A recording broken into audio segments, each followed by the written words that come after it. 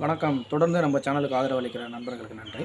இன்னைக்கு நடந்திருக்கக்கூடிய ஒரு முக்கியமான விஷயம், பாமக மற்றும் அதிமுக கூட்டணி இறுதியாவதற்கான வாய்ப்பு அ நெருங்கிட்டு இருக்குதுன்னு சொல்லலாம். காரணம் பாஜகவோட பாமக தொடர்ந்து பேசிட்டு இருக்காங்கன்னு போன வாரம் வரைக்கும் தகவல்கள் வந்ததுன்னா, 2 நாட்களா வந்து அதிமுக மற்றும் பாமக பேச்சுவார்த்தையை தொடங்கியிருக்காங்க. பின்னணியில வந்து கட்சியோட முக்கிய நிர்வாகிகள்லாம் அதிமுகவோட பயணிக்கிறது தான் சரியா இருக்கும் அப்படின்னு சொல்லியிருந்ததுனால, மீண்டும் பாமக தலைமை வந்து அதிமுகவோட பேச்சுவார்த்தை தொடங்கிறதா தகவல் வெளியாகிருக்குது. அதனை உறுதிப்படுத்தும் விதமாக பாமகவோட ஒரு முக்கிய முகமாக இருக்கக்கூடிய சேலம் மேற்கு சட்டமன்ற தொகுதியோட உறுப்பினராக இருக்கக்கூடிய திரு அருள் அவர்கள் அதிமுக பொதுச் செயலாளர் எடப்பாடி பழனிசாமி அவர்களை நேரில் சந்தித்து கூட்டணி குறித்து விவாதிச்சிருக்காங்க. உறுதிப்படுத்தப்பட்ட தகவல். ஒருவேளை இதை வந்து இந்த கூட்டணி அப்படின்னு ஒரு பேச்சு பொதுவெளியில் பேசக்கூடாது அப்படின்னு தெரியுதுன்னா, மறைமுகமாக பேச்சுவார்த்தை நடத்திட்டு இருப்பாங்க. இத்தனை நாட்களாக மறைமுகமாக தான் பேச்சுவார்த்தைகள் இருபுறமும் மாறி மாறி நடந்தது.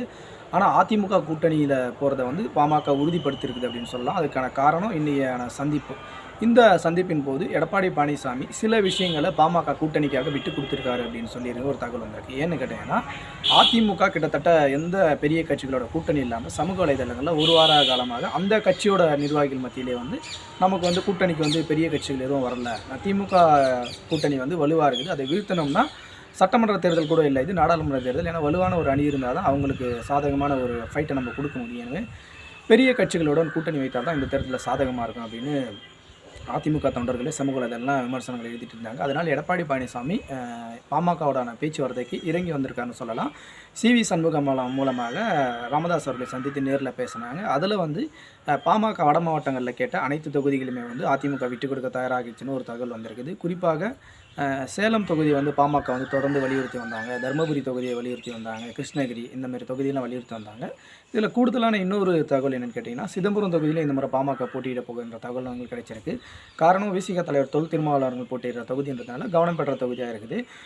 2014 வந்து பாஜக அணியில் பாமக இருந்தாங்க, அதிமுக தனியாக இருந்தாங்க, திருமாவளவன் திமுக கூட்டணியில் போட்டியிட்டார். இருந்தபோதிலும் அங்கே அதிமுக வெற்றி பெற்றது.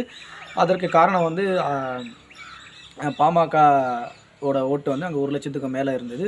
அதையும் மீறி அதிமுக வந்து ஒரு ஸ்வைப் அடித்தாங்க.